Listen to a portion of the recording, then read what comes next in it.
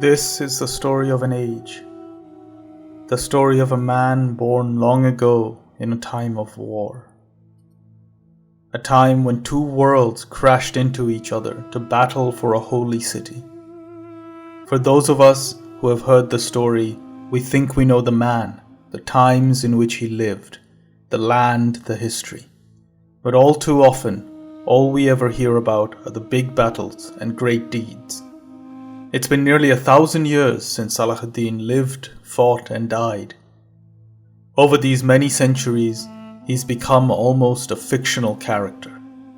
Stories of the gallantry, chivalry, generosity and ferocity of Salahuddin has been going around the world all these many centuries, and they have been the cause of his name still living in people's memories today.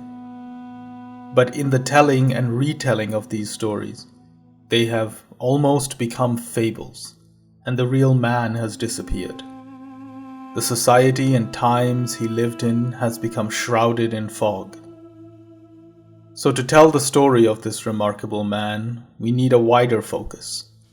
As all great men, he was very much a product of the world and time in which he lived. It's a world fractured by politics and fiefdoms, where lies, treachery, and assassins were the tools of the trade, where the pride of earlier successes of the Islamic armies would not allow Muslims to accept they had grown weak and divided. Crashing into this world came the European Crusaders, screaming holy war and committing atrocities and massacres as they carved their way to the heart of the Holy Land and conquered Jerusalem in a trail of blood. The Islamic emirs and princes of the time had no idea what to do. So engulfed were they in their own power games that they saw the Crusaders as just another piece on the chessboard. Some tried to fight the incoming French, German, Italian and Norman armies, but with so much distrust and backstabbing internally, they lost again and again. The shock that the Islamic world faced after the fall of Jerusalem to the Crusaders was something the community was wholly unprepared for. It took nearly a century for the divided Islamic world to come together, and even the words "come together" doesn't explain what happened. They were brought together through decades of politics, battles, diplomacy, and occasional duplicity, and bound together into one empire. The Ayyubid Empire, founded by Yusuf ibn Ayyub, our title character, Salahuddin. In the first few episodes, I will aim to tell the history of how the Islamic Empire formed, and the state of the Islamic world as it stood on the eve of the Crusades. The disunity of the emirs and princes in the region as they begin to confront the Crusaders will only make sense in the context of what came before. This context will cross boundaries of politics, religion, and personal ambition, and set the scene for our main character Salahuddin to enter the stage.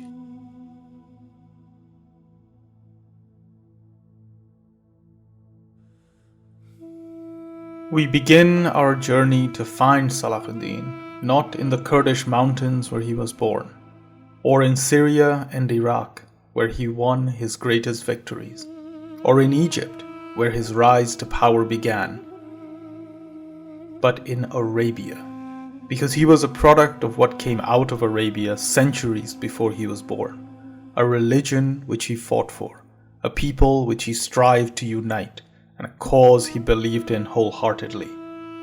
All of these came out of Arabia. So we start our story in Arabia, and I will tell you about this land as it was over a millennia ago, because it was the momentous events which happened in this land that led to the beginning of an empire. It was that empire that caused so much fear amongst the Byzantines that they asked the Pope to call a crusade. It was that empire which formed and shaped the man who would become Salahuddin. The sands of Arabia stretch almost unending from horizon to horizon. In a straight line from the southeast point of the peninsula in Oman to Aleppo at the northwest corner of Syria, the desert covers over 2,500 kilometers. For context, that's the same distance from Manhattan to Austin, Texas, from London to Istanbul, from the Himalayan foothills in the very north of India to the most southerly tip of the Indian subcontinent. A journey relying solely on animals across this distance, as men have done for thousands of years, would take over 100 days of continuous travel. Arabia was named after its people, the Arab, the nomad. And although in numbers, the settled people in the south of Arabia, modern-day Yemen, have far outnumbered the nomads which roam the deserts of the peninsula, it's the Bedouin, the nomads, who have dominated this land. They have been recorded as a permanent feature of this land since the time of the Assyrians, around 1000 BC. And since those ancient times to the times of the Islamic conquests, the Arabs of the desert have always been the other to peoples and nations of the Fertile Crescent. In a relationship eerily similar to that between the horsemen of the steppe of Central Asia and the civilizations of China, the nomads of Arabia would regularly intrude into the settled civilized lands to pillage and rob, but always return or be driven back to their desert. This is a land where rain is the fervent hope, and water is the greatest resource. Rainfall here is measured not in inches or even centimeters, but in millimeters. This lack of rainfall has meant that for the people of Arabia, the practice of agriculture was a struggle. The people of this land survived thanks to natural springs and through tapping into subterranean water sources by building wells. So settlements grew up around these occasional sources of water in the form of oases, and agriculture, usually in the form of dates, was only possible through careful irrigation of the limited water available. Some of these oases were actually large enough to irrigate enormous palm groves containing millions of trees, as well as other crops such as potash, barley, wheat, sorghum, cotton, and rice. Because of the much larger amount of water available and the variety of crops they could grow, these large oases could support a fairly sizable population and ended up becoming centers of gathering for the people nearby. They were sometimes able to support a considerable number of artisans, merchants, religious leaders, and others who were not directly a part of the agricultural labor force. What's crucial to note is that while the amount of water available at each oasis was the key reason behind the size and population of each area, their prosperity was actually more dependent on the connections the town had with their neighbors, both other towns, smaller oases, and also the nomads of the region. These connections are what dictated the amount of trade that the town was involved in. This is again another way in which Arabian society was different from other ancient civilizations. Trade was very much the lifeblood of prosperity of the towns and oases of Arabia, with agriculture being a distant second. While most of the civilizations of the Fertile Crescent focused on growing a surplus of agricultural products and trading them with others to build prosperity, the Arabian nomads were very much focused on being the traders who took goods from one place to another. The selling of their own grown products was a small portion of their trade. Incense and spices from modern-day Yemen was a crucial item of trade which the Bedouin transported up to the ports along the Mediterranean Sea, and these would then go on to be traded as far north as Britain. Gold was mined across Arabia, and pearls were harvested by divers along the coast of the sea in modern-day United Arab Emirates. And these then flowed out of Arabia and into the Fertile Crescent and beyond. Textiles and fabrics, especially silk, from as far away as India and China, traveled over the Indian Ocean into the ports of southern Arabia, and then caravans of traders would take them up across the peninsula. You had ivory, feathers, and animal skins coming from Africa, luxury goods like ebony, rare woods such as sandalwood, coming across Arabia itself, but also from the Indian subcontinent. There were texts and knowledge flowing from all parts of the east to west and west to east. There were salt, minerals, copper, lead, and sulfur flowing in from various regions, being transported by the Arabs in all directions. Despite all this trade and the agriculture which the larger towns could support, the vast majority of the oasis towns in northern and central Arabia remained small and relatively poor. Even the larger oasis settlements were not sufficiently productive economically to support more than a modest number of people in non-agricultural pursuits. These limitations and the fact that such settlements were scattered thinly over the entire peninsula meant that most of Arabia were not areas that could support the rise of an elaborate, independent civilization. There were simply too few people who could devote their time to the generation of new cultural ideas to permit the rise of an indigenous civilization there. So for all of antiquity, Arabia remained culturally dependent on the centers of civilization nearest to it. They essentially borrowed or stole elements of high culture that was around them, and the most they could do was borrow some of the luster from one of its rivals to the north: ancient Egypt, the great ancient civilizations of the Fertile Crescent, the Hellenistic Greek world, or ancient Persia.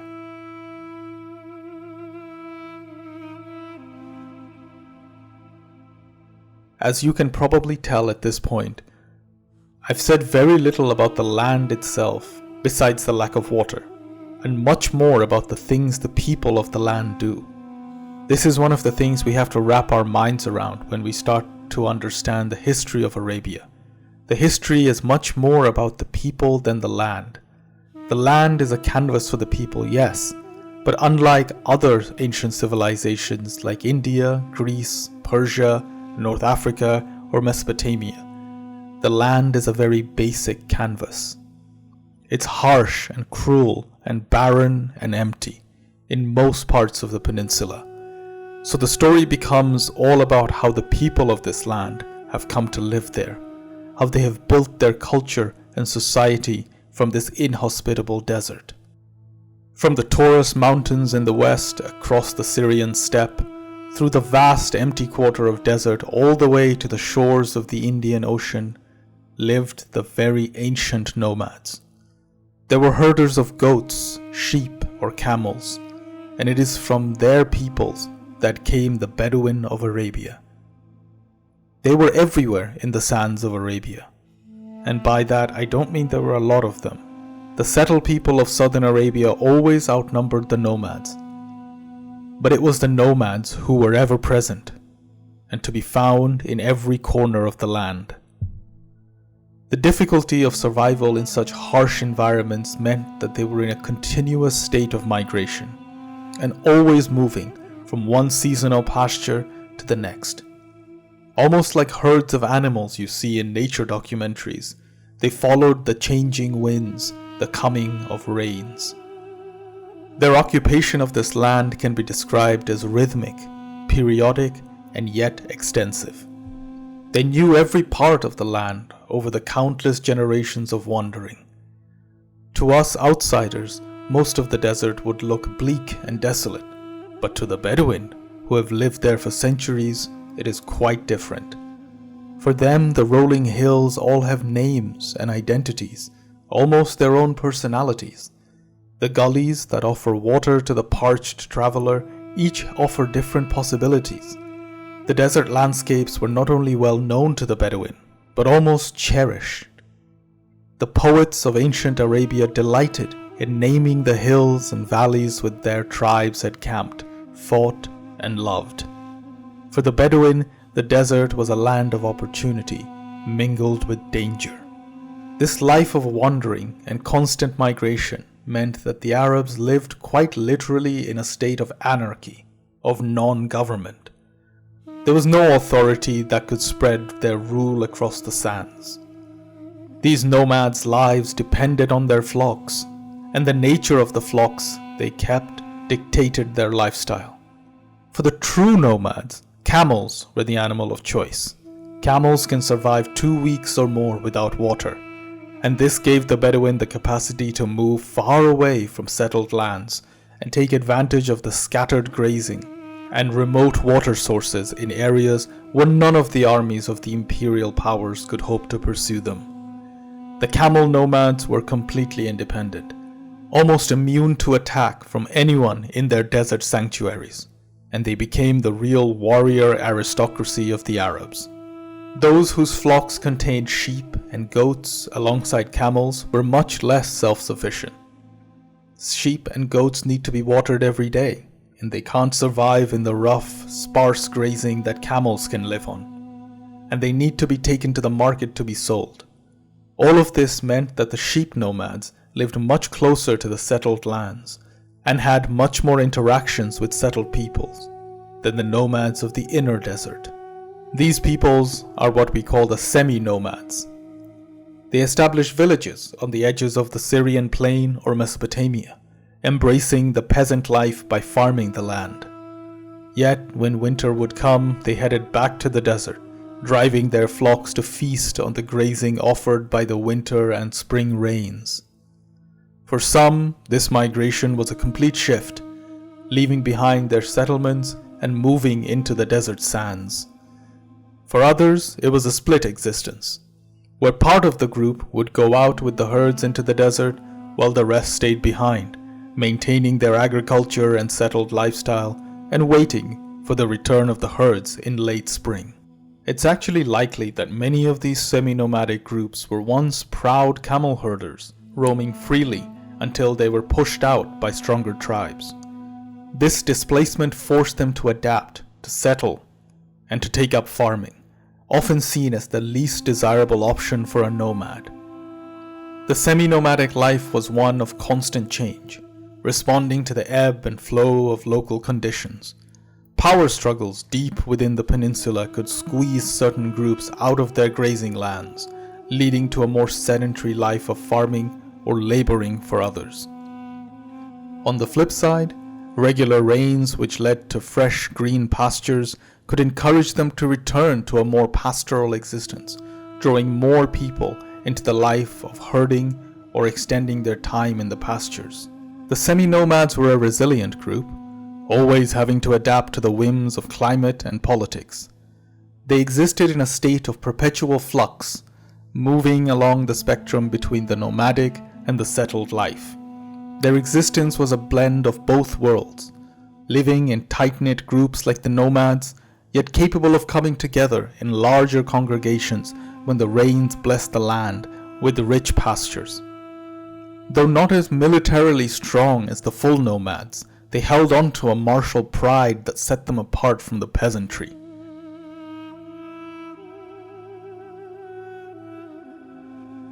In this world, where anarchy was the law of the land, where constant change and constant migrations dictated the pace of life, security was hard to find. The only people you could rely on were family members, and so family and blood ties became the root of the social structure for the people of Arabia. Tribes formed from these familial relationships, and it was tribes, rather than states or empires, that was the dominant political force in the desert.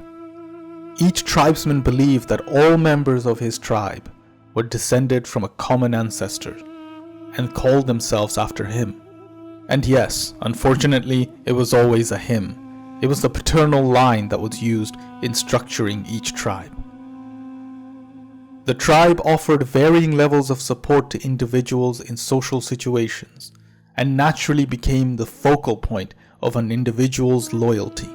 The smallest and most immediate of these groups was, of course, the family, which represented the ultimate source of an individual's sense of solidarity. On top of that, individuals identified with a broader group that encompassed closely related families, such as first and second cousins. Beyond this, there were even larger groups of more distant relatives that could also serve as sources of solidarity when needed. The most extensive solidarity group, which provided the effective social support, safety, and protection, can be loosely referred to as the tribe. So here's an example. The tribe of Hanifa was the Bani Hanifa, literally meaning the sons of Hanifa, or Bani Tamim, being the sons of Tamim. Fellow tribesmen, being in theory relatives, were supposed to stand together against the outsider, anyone not from Bani Hanifa or Bani Tamim. But inside the tribe, this was then broken down into more granular groups. So within the tribe of Bani Hanifa, there was the Bani Amir, the sons of Amir, Bani Al-Dul, and Bani Adi, where Amir, Al-Dul, and Adi were viewed as the three sons of their common ancestor, Hanifa. And if the tribe was even more levels removed from the original founder, let's say 3 generations later, the grandsons of the original Hanifa would have their own little group within the larger tribe of Bani Hanifa. And this would work its way down, getting more and more specific, down to the level of your own family. And in the same way, you could also work your way up the family tree, finding more and more common ancestors until the whole of the human race would be seen as one family. In this way, the whole Arabian population was divided into tribes, and it was to his tribe and to the increasingly narrow subdivisions within the tribe that an individual felt his primary loyalty. The tribe, or one of its subgroups, was the individual's only defense against insult or injury in his dealings with society as a whole. And if a man broke with his tribe, as a few pre-Islamic heroic poets apparently did, he had no choice but to face life alone and in virtual isolation, to withdraw from Arabian society entirely. Whatever his way of life, an Arabian was first and foremost a tribesman. He identified with his tribe, he was loyal to it first, and he was safe against abuse by anyone outside or inside the tribe. Despite all this talk of blood and family, membership in tribes was not entirely determined by biological descent. Men could and did move tribes to attach themselves to new groups. A successful leader might find that his tribe had increased in number quite dramatically, while a failed chief would find his men slipping away. Because the Bedouin thought in biological links, men would not say that they changed their tribe, but rather that they must have been in some way part of that bloodline all along. There was the possibility that a given tribe or lineage might include both nomadic groups and sedentary groups. It was not unusual for some members of a tribe that was basically nomadic to live more or less permanently in one of the market towns frequented by the nomadic sections of the tribe. In such a case, a nomadic tribesman making an occasional visit to the town would stay with his urban family member. The advantage of this kind of an arrangement was for the tribe as a whole, guaranteeing that they would have somewhere to stay in the periods when they came to trade in the town, and probably explains why it was almost certainly very widely practiced. Usually a nomadic tribesman relied on his city cousins, with their knowledge of and connections in the town, for help in whatever business he may have come to the town for, and the urban cousin could rely on the support of his nomadic relatives if any trouble arose for him in the town. So now I've told you about how the people of Arabia lived. In economic and power terms, they were fully nomadic, semi-nomadic, or fully settled, and in social terms, it was the tribe that dominated their culture. So the population of Arabia was a mosaic of tribesmen who lived in various degrees of nomadism. But no matter the type of life they led, in the desert, survival was only possible through ties which bound all of them together. No tribe lived in isolation, not even the most independent and hardy camel nomad aristocrats. Each form of life depended on each other. They needed each other to survive. Over generations and centuries, a symbiotic relationship had developed between these groups. The nomads and semi-nomads always relied on the settled communities for many of the essential items of survival that they couldn't produce, from basic foods such as dates, fruits, and grains for bread and feed for their animals, to any kind of material that required artisans or expert skill, chief among them being weapons and bridles for the saddles. The nomads, despite their ferocious reputation as the warrior aristocracy of the desert, actually had very low levels of resources. What income they could earn was from the sale of everything related to their livestock. They would sell the milk products such as cheese, the animals' hides, hair, and the animals themselves to the people of the towns and villages. Another income source for them was to act as guides to the merchants from the settled communities, as the merchants took their caravans across the desert. The job of being a guide also evolved into another job of guarding the caravans against raids by other nomads of the desert. Now we come to the other, more nefarious source of income for the nomads: raiding and plundering the settled communities. Think of this as a classic racket that the organized crime syndicates like the mafia run in our modern world. They would regularly raid the settled communities and rob them of their goods, livestock, and people, all to be sold to other settled communities. Off the back of this, they would run the racket of collecting protection money from the settled communities for not attacking them, something they called brotherhood payments, or kowa. If you couldn't or wouldn't pay the protection money, your town or village would get raided and you would lose more in that way. And off the back of this constant fear of raiding and plunder that the settled communities lived under came another income source: guarding the towns and villages. If one tribe asked for protection money with the threat of raiding you, but a second tribe offered to protect you by fighting the first tribe for less money, that particular town would pay the second tribe for protection. But loyalty was hard to come by. There was nothing to stop the tribe you hired for protection to drive away your attackers first, and then turn around and threaten to raid and plunder you themselves unless you paid them even more money. And so your town now has to pay protection money to this group of nomads who you had originally hired to guard you. If this sounds like complete anarchy, then you're absolutely right. There was no rule of law, nothing to stop people from acting in the most awful way to their fellow man. What's perhaps most striking to our modern minds is the total lack of even the concept of law and justice, that there was an innate sense of right and wrong, that some things were objectively wrong and not to be done, and that relationships between people should have a fundamental level of decency and goodness. Relationships in pre-Islamic Arabia was the purest form of might is right. At this point I have to make a slight caveat. There was one overriding law, what's known as lex talionis, the law of retaliation. If any harm was done, the victim had the right to vengeance. But this also didn't have any sense of underlying justice.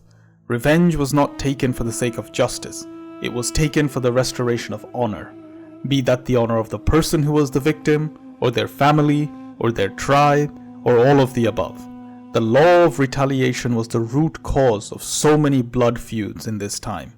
When you couple this obsession with revenge and honor with the total lack of proportionality, you have the formula for feuds that last generations. What do I mean by lack of proportionality? Well, you see, the level of damage to a person or tribe's honor done to them by the harm caused to them was completely up to the victim. For example, you might think that stealing a person's goat wasn't that big of a deal, but the tribe might decide that it was a huge dishonor, and then they would decide to take revenge on you and your tribe according to that level of dishonor that they felt. So they might launch a raid and kill several people in your tribe in revenge for the theft of a goat. This in turn would enrage you and your tribe, and you would then use the right of revenge without any proportionality to kill even more people of their tribe. And so the fight would escalate and had every chance of evolving into a decades and generations long feud. Now that was one example of the lack of proportion in the law of retaliation, but here's another even more crazy one. Say that the theft of the goat was done by a child, or by a crazy person, or by a person who is known to be a coward. Well, then the offended person or tribe might decide that the great dishonor done to them can't be satisfied by taking revenge on the actual guilty person or their family. So they would then go on to kill a completely different, far more prestigious member of the offender's tribe, and completely blowing the whole matter into another level. And just as before, now the offender's tribe would be incensed and feel the need to act even more out of proportion in their revenge, and once again leading to decades or generations-long feud.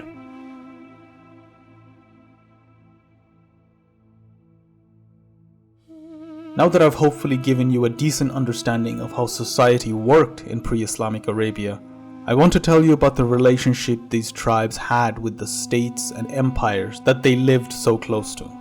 Because this practice of raiding settled communities was practiced as much against the towns of the Byzantine and Sassanid empires as much as the non-affiliated Arab towns and villages.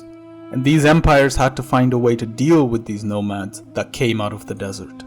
As I've mentioned earlier, there was nothing resembling a state in Arabia before the coming of Islam. To have even the most basic form of a state in the ancient world, you needed, at a minimum, troops to put down opposition, to enforce judgment and regulations. You needed administrators to assess and collect the taxes on which the state relies to pay its troops and other officials. You needed legal specialists to elaborate and enforce the state's law. This is the stuff of which states are made, and northern and central Arabia had none of them. Frequently, the tribes of Arabia would coalesce into larger confederations, brought together by either shared interest in a location, or on a trade, or the shared worship of the same gods. While these confederations lacked the administrative and legal features that we associate with a state, they did resemble the state in one aspect. They functioned as sovereign entities, independent of external political control, and always in trying to extend their domination over new groups and areas. This meant that not only did they act as rivals to one another, but in those regions where the tribal confederations came into contact with established states on the peripheries of northern and central Arabia, the two tended to clash. Independent tribes and true states were simply competitors for political domination, in particular for the privilege of drawing on the economic resources of the areas in dispute by means of taxation. The states that these Arabian confederations would most come in contact with were the Eastern Roman Byzantine Empire and the Sassanid Empire, which stretched from central Anatolia in what is today Turkey, across the Holy Lands, Egypt, modern-day Iran, Afghanistan, all the way to the modern borders of Pakistan.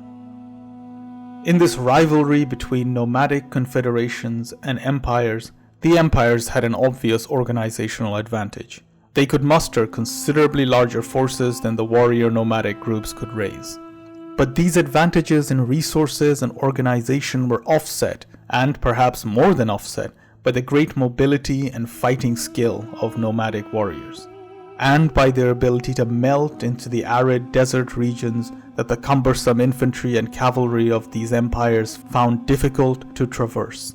Regions with which these armies were usually unfamiliar, but where precise knowledge of watering points and grazing grounds spelled the difference between life and death. So these empires, with all their strength and resources on the periphery of the peninsula, always found it impossible to establish direct state control over northern and central Arabia. Because they could not control central and northern Arabia directly, Byzantine and Sassanid empires relied primarily on policies of alliance to keep the nomads of the desert from interfering too seriously in their domains.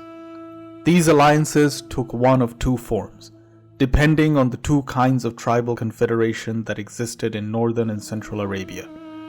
The first was alliances directly with the tribal confederations dominated by warrior nomads, who then served the state as a sort of policemen.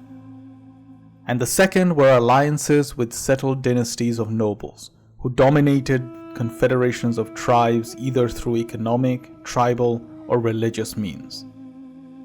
Here again, the problem of sources becomes an issue. While we know that these empires would ally themselves with powerful tribes and confederations of tribes to keep the peace in Arabia, we have very little information about who these tribes were or what the exact nature of their relationships was like. For the Eastern Roman Byzantine Empire, Arabia was very much a periphery of the empire. and the troubles caused by the Bedouin were to be handled with as little material effort as possible.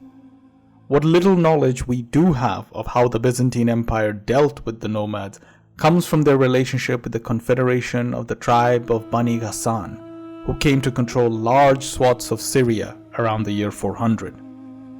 The Ghassanid Confederation was a typical example of the kind of entity assembled by groups of aristocratic warrior tribesmen in Arabia. It bears all the surface characteristics of such confederations.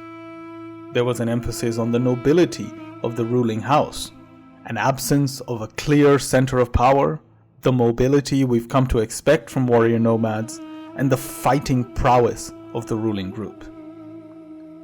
As Byzantine vassals, the Ghassanid chiefs provided military auxiliary troops for their overlords and often campaigned with the Byzantine army against the Sasanians or the Sasanians' tribal allies.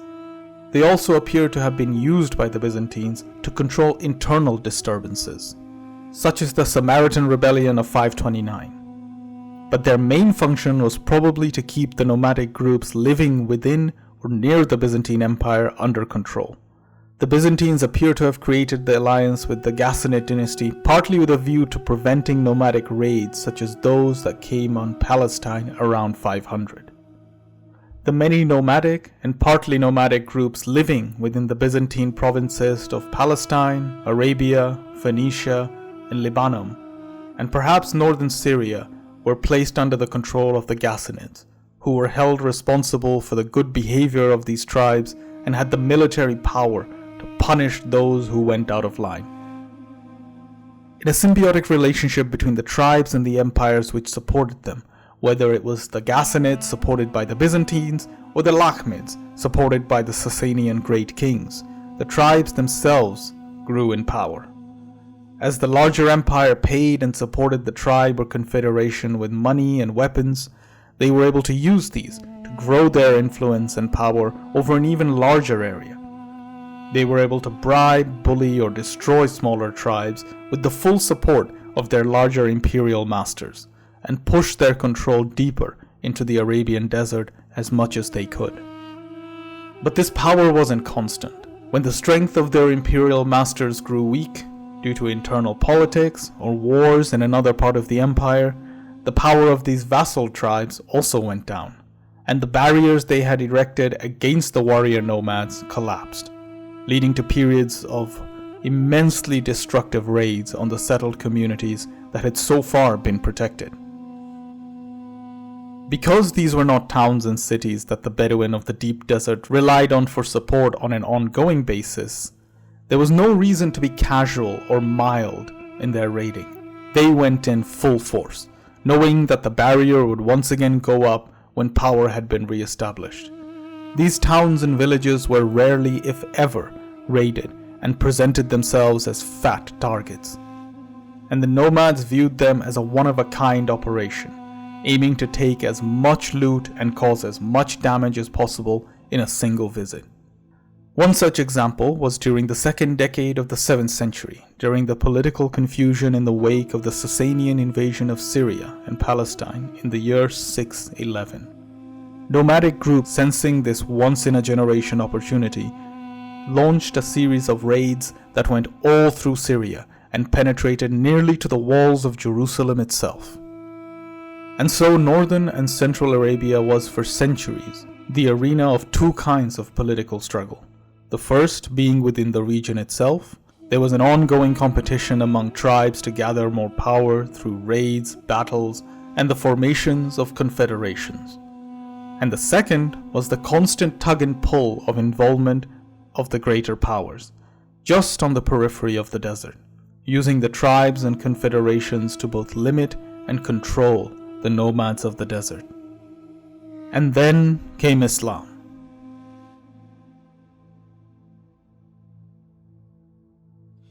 With the rise of Islam, the long struggle between the tribe and the state would be resolved once and for all, in favor of the state.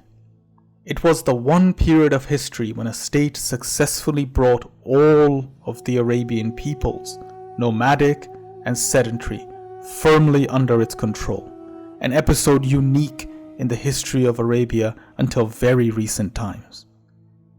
The fact that the state destined to subject all of Arabia so completely was not one of the established states on the periphery of the peninsula, but was rather a new state that would emerge from a sacred enclave within Central Arabia itself, was a development that no observer at the time could have foreseen.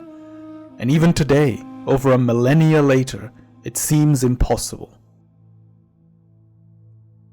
I hope that listening to this story of pre-Islamic Arabia gave you a sense of the immense forces which were in place to stop any one tribe or state from bringing all Arabs together under one tent and get them to get along with each other to the point of coming out of the desert as a coordinated and dedicated force, that within a single generation they conquered everything they set their eyes on.